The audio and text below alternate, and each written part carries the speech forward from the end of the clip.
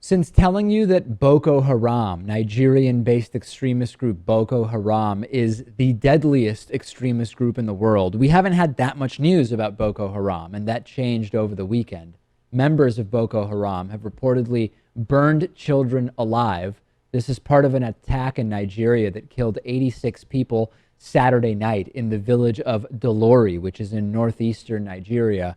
Two nearby camps housing 25,000 people who had fled Boko Haram were also attacked, and this is absolutely horrifying. A survivor told the Associated Press that he heard screams of children burning to death and saw huts firebombed, and the attack apparently lasted about 4 hours. A soldier at the scene told the Associated Press that 3 female suicide bombers blew themselves up as part of the assault, and the entire sort of sequence and timeline is unclear here. But Mohammed Kanar, who's the area coordinator for Nigeria's National Emergency Management Agency, said that 86 bodies were found, many of them charred, many of them riddled with bullets. They were collected yesterday afternoon.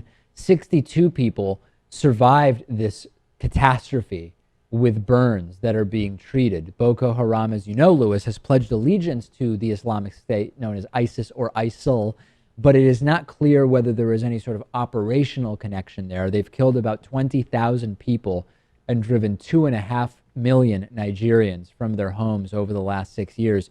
We aren't the policemen of the world. That's the absolute reality.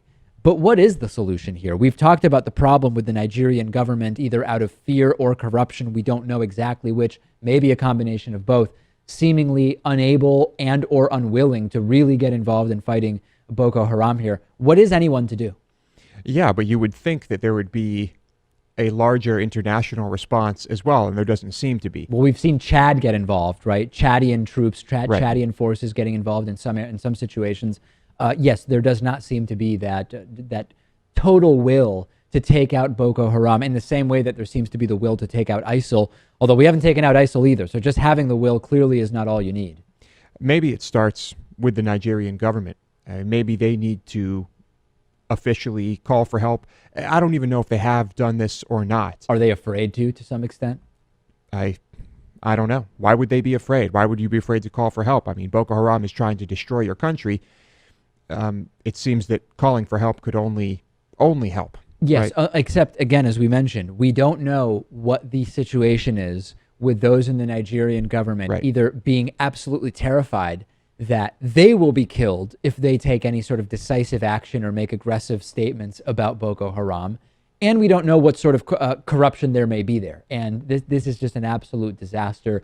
A lot of focus on ISIL, understandably, but let's not forget about what's going on in Africa. And as a general thing, there's a sort of anti-Africa bias in the West, and we've talked about that before, to not care as much about Africa, to sort of accept some higher level of baseline violence in Africa that would not be acceptable in other parts of the world. Yeah, perhaps once those diamond and precious mineral mines start getting hit by Boko Haram, then maybe there will be a bit more of a response.